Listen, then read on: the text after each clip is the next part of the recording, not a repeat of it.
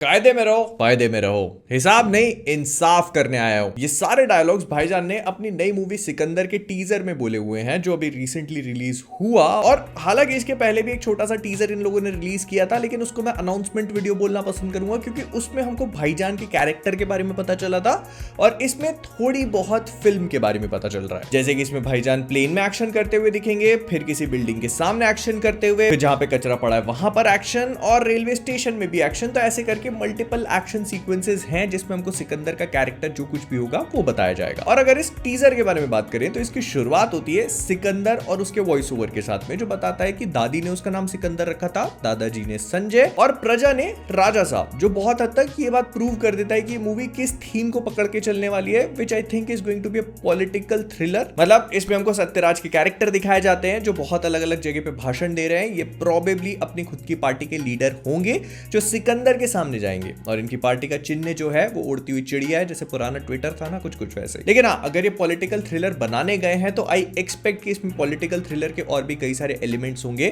जैसे कि सत्ता के लिए लड़ाई, एक दूसरे को धोखाधड़ी करना एंड एक्शन तो फिर हम लोग देख ही सकते हैं। लेकिन इसके अलावा इसमें हमें और भी कई सारी चीजें समझ में आती हैं। जैसे सबसे पहले अगर मैं इसकी लाइटिंग, कलर ग्रेडिंग के बारे में बात करूं, जैसे कचरे वाली सीक्वेंस की बात करें तो यहाँ पर इन लोगों ने आग जला रखी है और उससे पूरे सीन को लाइट अप करने की कोशिश करी है। हालांकि हम लोग बहुत जगह पे ऑरेंज ह्यूज देख सकते हैं और ये all through out the movie भी विजिबल है। जहां पर भी रात की सीक्वेंस दिखाई जा रही है वहां पर इन लोगों ने एक ऑरेंज टील वाली कलर थीम को पकड़ने की कोशिश करी है एंड वो हमेशा की तरह प्लीजिंग लगता है आंखों के सामने। फिर हम भाईजान को इसी जगह पर एक्शन भी करते हुए देखते हैं, विच लुक्स ठीक है। मतलब जैसा इस मूवी से मैं एक्सपेक्ट करके चल रहा था, ये कुछ वैसे ही एक्शन है। ये मासी मसाला मूवी बनाने की कोशिश कर रहे हैं और उसमें इसी तरीके का एक्शन दिखाया जाता है। और पहले तो मैं इस प्लेन वाले शॉट को देखकर थोड़ा सा हैरान हो गया कि भाईजान ऐसे बीच में बस खड़े हुए और उनके आसपास के लोग घूम रहे। तो इसके पीछे मैंने लॉजिक ढूंढने की कोशिश करी जो आई थिंक मुझे नहीं करना चाहिए था, बट फिर भी अगर इसको लॉजिकली सोच के देखें तो मे भी ऐसा हो सकता है कि प्लेन जो है वो नीचे गिर रहा है या फिर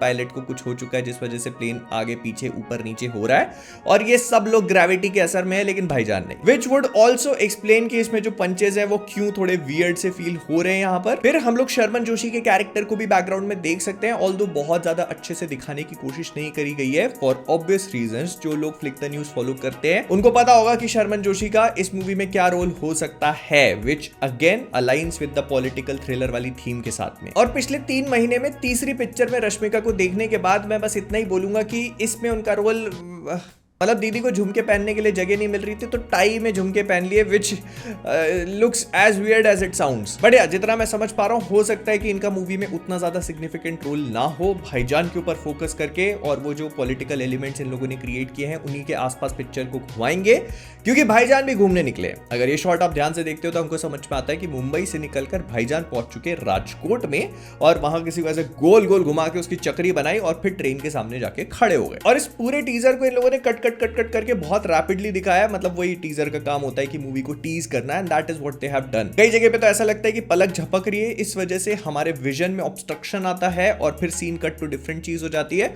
और यही चीज हम लोग पूरे टीजर में एक्सपीरियंस कर सकते हैं। मतलब इससे पहले कि आप एक सीक्वेंस या किसी भी सीन को समझने की कोशिश करो, उससे तुरंत पहले ये लोग एक कट मार देते हैं और फिर आपको कुछ और दिखाते हैं। लेकिन हाँ, जितना मुझे समझ में आया तो सिकंदर एक पॉलिटिकल थ्रिलर होने वाली है जिसके अंदर हमको मासी एक्शन सीक्वेंसेस देखने को मिलेंगी। और इसके अलावा भाईजान पूरी मूवी वही कैरी करेंगे। आई होप कि इसमें स्टोरी एलिमेंट्स उतने हो जितने मैं एक्सपेक्ट कर रहा हूं, बिकॉज एक्शन तो बहुत ज्यादा है ही, वो दिखा दिया है, लेकिन एक पॉलिटिकल थ्रिलर को बनाने के लिए आपको उसकी स्टोरी कंस्ट्रक्ट करनी पड़ती है। That is what I expect of AR Murugadoss, जो इस मूवी के डायरेक्टर भी है। और लास्ट में इसका जो मनी शॉट दिखाया गया है वो देखने में अच्छा लगता है। उसको देख के मुझे थोड़ी सी सलार के वो प्रभास वाली सीक्वेंस की याद भी आई, बट स्टिल लोगों ने प्रोबेबली कोई प्रोटेक्टिव फॉर्मेशन बना के रखी हुई है, बिकॉज इनके ऊपर बहुत सारे लोग अटैक कर रहे होंगे सिर्फ इसी वजह से। मैं मूवी से बहुत ज्यादा एक्सपेक्टेशंस अभी नहीं लेके चल रहा हूं, जब तक इसका ट्रेलर नहीं देख लूंगा और भी ज्यादा क्लैरिटी नहीं मिल पाएगी कि आखिरकार मूवी में हमें देखने को क्या मिलेगा। आगे तुम्हें क्या लगा बताना कमेंट्स में और सब्सक्राइब कर लो प्लीज।